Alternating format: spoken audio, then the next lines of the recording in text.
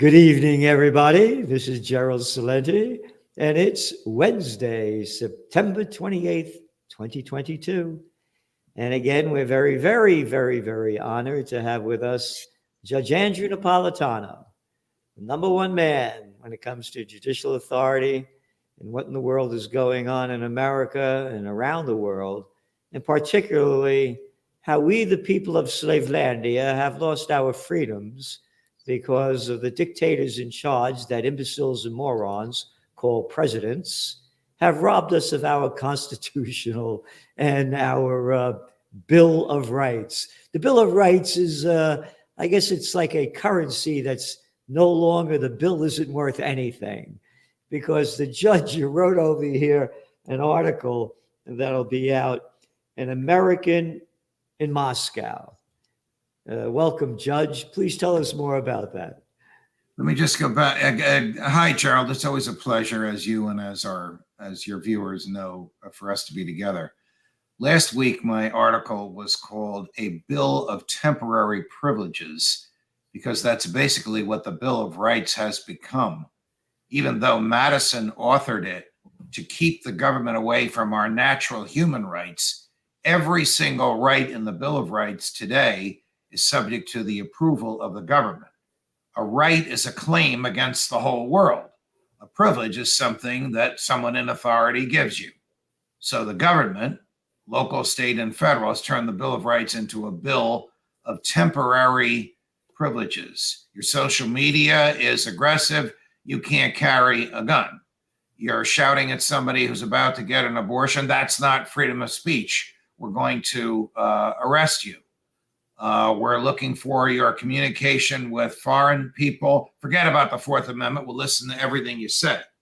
That, of course, brings us to Snowden. The reason I wrote about An American in Moscow, which is about Edward Snowden, is because 2 days ago he became a Russian citizen. It's sad that he had to do this, but the American deep state, which chased him all over the world, finally couldn't reach him in Moscow. He's resigned to stay there, so he became a Russian citizen while retaining his American citizenship. Why is he there? Because he had the courage to reveal the most extensive unconstitutional criminal behavior by the federal government in America since the Civil War, which was the spying on everyone perpetrated by the George W. Bush and Barack Obama administrations. The use by the NSA of sophisticated software, the use of a statute that was enacted during the Bush administration that gave the telecoms and the internet service providers immunity from cooperating with the feds, but which forced them to cooperate with the feds to capture every keystroke, whether you delete it or not, every communication on your mobile and desktop device. All all fiber optic data transmitted into the U.S., out of the U.S., or within the U.S. is captured by the NSA without a warrant. Now, sometimes they get a warrant as a subterfuge, as a cover, so that we and the judges who issue these warrants will say, oh, how nice, they're following the law, they're following the Constitution.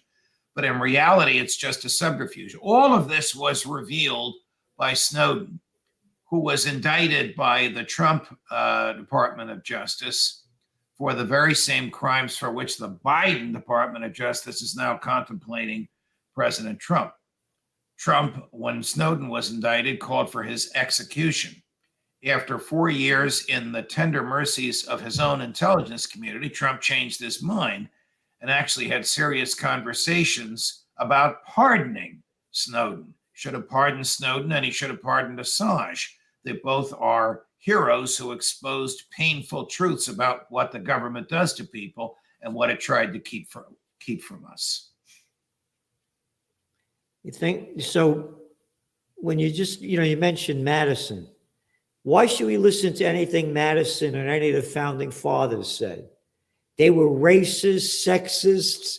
They were anti-transgenderists. They were slave owners. And let's really be moronic and stupid, because that's all this is turned into. You're just providing you're providing the details of the criminality of what this country's become. Yes. This Yesterday, is I was stuck in traffic. Yesterday, I how was stuck these in clowns how could anybody take orders from a little murderous piece of garbage scum crap, a little daddy's boy born on third base and thought he hit a home run, George W. Bush? How dumber can you be? Well, Bush was the president during 9/11, so it was on his watch that his administration either looked the other way, which most of us believe, or was asleep at the switch. And then to sort of compensate for that, they repressed, as always happens in wartime, wars that they initiated, they repressed the liberties of the American public. Yep. So the law that gives the telecoms and the internet service providers immunity for allowing the NSA to plug into their mainframes is a Bush era law, which his administration browbeat a Republican Congress into enacted. If you go to the AT&T building in San Francisco and you can get through security and get on the elevator and you get off the wrong floor and go through 2 more levels of security, you'll find yourself on the NSA floor of the AT&T building, where the NSA's computers are literally plugged into the AT&T computers to capture everything that is transmitted on AT&T. Same thing for Verizon and Apple and all of the others. The government bribed them into doing this by giving them immunity from lawsuits, but also forced them to do it as well. Yesterday, I was stuck in traffic in front of a building called the Manhattan Institute for Science. And I thought, what the heck is this? It used to be James Madison High School. It used to be the most academically oriented public high school in all of Manhattan. And they changed the name because Madison was a slaveholder. Forget that he wrote the Constitution. Forget that he wrote the Bill of Rights. Forget that to him, Congress shall make no law meant no law. They found a flaw in his behavior, which was typical of Southern white males at that time. And he, like Jefferson, freed his slaves in his will. And so they want to strip all remembrance of him. It's just farcical. He was a slave owner, huh? How about all the people that the Nobel Peace of Crap Prize winner, Barack Obama, slaughtered? How about him being quoted in the book, Double Down, I'm really good at killing people? Yes. How about the murder of little Billy Clinton? How about the murder of Bush? How about the murder of Nixon, Johnson? How about those murders? Oh, no, that's fine, Celente. Calm down. We have to hate the founding fathers and strip Americans of all of their constitutional rights because now we're in charge. Look, you write an article every week. And every week you're writing basically the same thing. How they're robbing us of our constitutional rights. And how this country's turned into basically a communist/fascist dictatorship.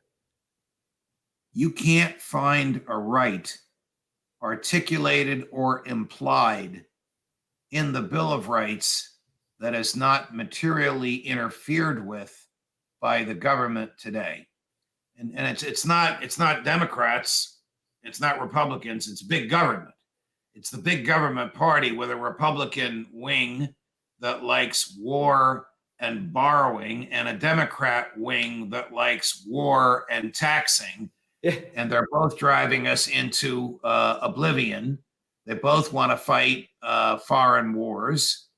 They both want to tell us how to live, and they both think nothing of interfering with the liberties that Madison articulated in the Bill of Rights. The purpose of the Bill of Rights was not to create rights. The government can't create rights. They come from our humanity. The purpose of the Bill of Rights was to restrain the government and keep it from interfering with rights. It has failed. Look, in all due respect, you call what you Washington, you call them big government. They're a crime syndicate. But by the things that you said, by the Republicans and the Democrats, what they lead us into. They both love war. They both love to steal our money, and they both love to tell us what to do. Right. They're a So crime syndicate. They're murderers and thieves. yes. By their So deeds, you shall know them. there are three ways to acquire wealth. One model is to trade your intellect or the sweat of your brow for someone who will pay you for it. Another model is to be fortunate enough to inherit wealth. And the third is the mob model. Give me your money or else. Which model does the government use? Well, you can't make this up. Yeah. Now we're spending $80 billion to bring in more IRS agents to steal more of our money with the bullshit that, we're going to get the rich. No, you're not going to. Rich people know how to get around this stuff. Who are you talking to? Well, we're talking to the sixth graders because that's all Americans' minds are. And they believe the crap that we throw out, they swallow.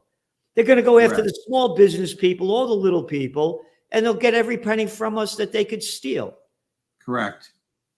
Because that is their model. Your money or your life. I mean, that's the criminal gang. Yep. I live on a farm in New Jersey, and up the road is a criminal gang that forces me to pay them thousands of dollars every quarter just for being here. They call themselves the town council. I call them a criminal gang. Yeah. In fact, I once said to the mayor, who's a decent person, he's a pig farmer. He's been the mayor here for 40 years.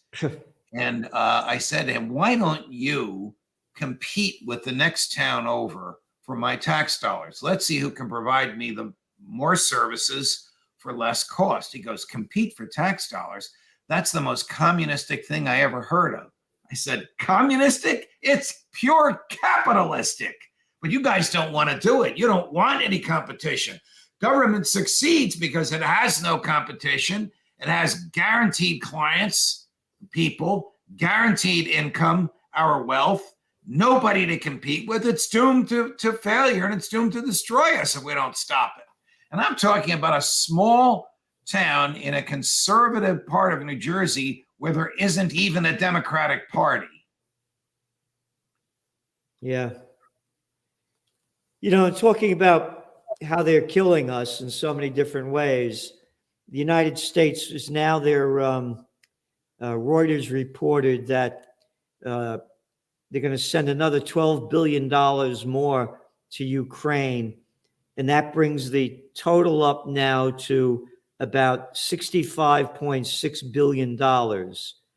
And the Russians' entire annual military budget in 2021 was $65.9 billion. No, excuse me, they're bringing the total to $67.6 billion of our money has gone to fight this Ukraine war. And as this country's going down the crapper and they're stealing all our money from us in taxes, the amount of taxes I pay are off the charts. I can't believe it, in this little stupid town that I'm in with a little ignorant moron mayor and a bunch of jerks around them.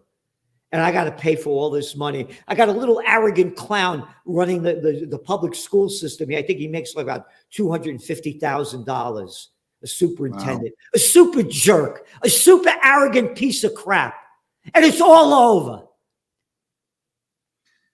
Well, the 67 billion that you're talking about, that does not go to Ukraine. That goes to Raytheon. Yeah. What goes to Ukraine is military hardware that we've already bought, purchased, and received, which is supposedly for the national defense of the United States. According to Doug McGregor, that stuff is seriously depleted. It's at its lowest peacetime rate ever. Listen, I'm not in favor of these huge Defense Department budgets, not at all. But people should understand there is cash that goes to Ukraine. God only knows where it ends up. when Rand Paul introduced legislation to modify this so that there'd be an American receiver there who would certify where the money is going to, the Democrats defeated that resolution. So the money just goes there. We don't know where the heck it ends up. But the military equipment comes from U.S. to Poland. It's already been in Poland, goes from Poland to the Ukraine, and then our supplies are depleted. So this is a win-win for the military-industrial complex. The generals get to order their toys. Raytheon and its colleagues, I'm just picking on Raytheon because that's where the Secretary of Defense was on the board before he became the Secretary of Defense and after he was a four-star general. I mean, you can't make this stuff up. It's a revolving door that's been going on since Eisenhower warned us about it in January of '61. Yeah. This is the numbers you point out, Gerald, are staggering. The federal government that the Biden administration is authorized and Congress has approved. President gets to spend it when he wants. Congress has authorized the president to spend more money in Ukraine than Russia spends in its entire military for a year. Yep. That is just a mind-boggling comparison that the American public, whether you like Putin or whether you think he's a butcher, whatever your opinion is, you need to know that these numbers are just out of sight. Yeah. Oh, yeah. You mean the butcher Putin? Hey, he can't come close to George W. Bush. Can't come close to Obama. Can't come close to Clinton. Can't come close to Nixon. Can't come close to LB Jerkoff. Look at the murderers that these people are. And look how the media every day covering the Ukraine war, bit by bit with propaganda. They didn't do this with the Iraq war. They didn't do this with the Afghan war. They didn't talk about America bombing the hell out of the places. Fallujah, oh, it's beautiful over there. Oh, what America's done in Syria, oh, that's fine. This hypocrisy. And here's the thing. You know, this war is ramping up big time. And step by step, they've led us into World War III. People think it happens just like that. They do it step by little, step by little, step by little step. And now they just blew up the Nord Stream pipeline. And now they're blaming the Russians for doing it. How stupid can you be to swallow this shit? Right. Well, you know, Colonel McGregor, whom you and I both know and respect, reports that American troops are on the ground in Ukraine and out of uniform. We've talked about this. Yep. Out of uniform is horrifically dangerous because they can be captured under the Geneva Convention and summarily executed as spies. But Putin knows who they are and knows where they are. One missile in the wrong place. And by the way, there's also thousands of Americans in uniform in Poland training Ukrainian soldiers on the American equipment before it's shipped from Poland down to Ukraine. One missile in the wrong direction into Poland or into a gaggle of Americans in Ukraine. And that's the assassination of Archduke Ferdinand, by which I mean the public excuse for the beginning of World War III. You're right. These things start gradually, and Joe Biden is sucking us into it. Yep. And the media keeps selling it, and there's not one word about peace. Does not exist. You're hearing that little boy Blinken, another arrogant little nothing. Oh, we went to Dalton. I went to Harvard, and my daddy was, F you. This little clown, he loves every war. He pushed for every war America's been in since that little jerk has been involved in the government. And he keeps saying more and more and more and more and more weapons to be sent to Ukraine. And where are the American people standing up against this? And they don't have any clue what's going on. They don't know how it started, why it started, and when it started. They have no idea. Hey, how about those Mets, huh? Those Yankees need a better second baseman. I mean, this is the crap that they know. They don't know the facts about this, so they swallow the garbage that the government propaganda sells them.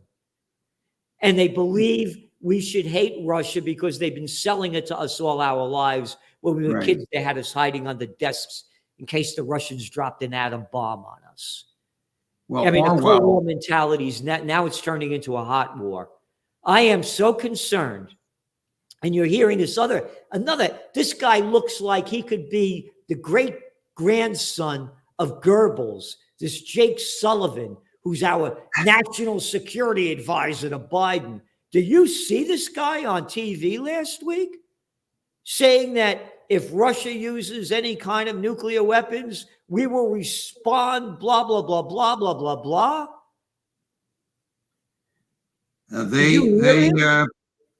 they're itching for war, Gerald. Let's face it. They're in war. Yes, and the American people need to know that. And Congress just keeps approving and approving and approving more money, more money, more money. And voices like Rand Paul's are just drowned out. The $12 billion that you just talked about, which is actually part of funding the government from now until Christmas time. And I wish the government weren't funded, but that's the system. That $12 billion was never even debated on the floor of the Senate. Chuck Schumer and Mitch McConnell, just knowing between the two of them, they have enough votes to get anything they want done in the Senate, and in conniving with Mrs. Pelosi, they just added it into the legislation. So Thomas Massie in the House and Rand Paul in the Senate didn't even have they had an opportunity to vote against it, but they didn't have an opportunity to object to it and make a statement on national television so that the public knows what's going on. Yeah. The numbers are staggering. The destruction of liberty keeps getting worse, and the march toward a hot war is more rapid because that's what Tony Blinken and company really want. So what are we going to do? You and I talk about it, and the people that see me on Judging Freedom, my podcast, and the people that see you 5 days a week, the people that read the Trends Journal, folks that look at LouRockwell.com, the people who understand that there is a movement. You won't see it on Fox News or CNN, but there is a movement for peace in this country. Know how dangerous this is. But you're right. The average American, particularly this time of year, the end of September, is more interested in baseball and football than they are in the value of the dollar and how much money is being borrowed to kill people 10,000 miles away. We need a new party. If we, they just had that election in Italy where Meloni won, populist movement. And we don't have that in America. We don't have a strong populist movement. No, and we don't. And that party was nothing just a few years ago. And that's what we really need in this country. And if we don't have it, we're going to go down hard, fast. And this may be the end of life on earth if they keep going the way they do. Because you can analyze what they're doing and give excuses and reasoning why. But the bottom line is, as I see it, these are mentally ill people that are running and ruining our lives. They are mentally ill. And we keep electing them or like-minded people because the system is geared so only people approved by the elites can get their names on the ballot. Trump has succeeded in getting some non-elitists on the ballots, but they're probably going to lose in November to the elites in the other party. It almost doesn't matter who you vote for today, unless and until the Senate is filled with Rand Pauls and the House is filled with Thomas Massie's. And there are others of like mind, very few, unfortunately. Very few.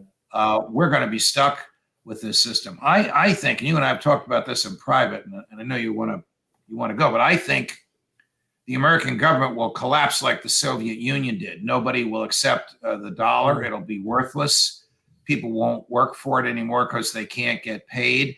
It won't be able to pay its debts. Chuck Schumer and company will be out of business, and we will break off into small republics. The question is, And I think I know your answer. The question is, can we survive as small republics? Yeah, again, I keep saying too, when all else fails, they take you to war. Right. And that's what my great concern is, because it's failing. Look at the equity markets. The Dow's Yes. now down, back in bear territory, one after another. NASDAQ deep in bear territory. Right. This thing is going down big and hard. And again, you just saw it with little Georgie Bush. The NASDAQ was down 66% the day before 9/11.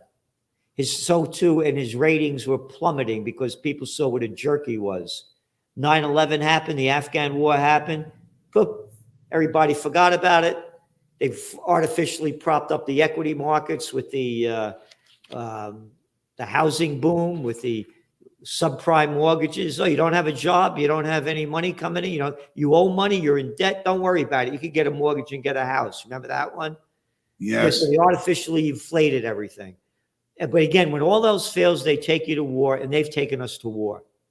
And I'm very concerned that World War III is going to end our lives with a nuclear confrontation between the United States and Russia. Well, I share the concern, I share the fear, and the best you and I can do right now is to spread that concern and fear so that the public knows what the hell is being done in their name. Yeah.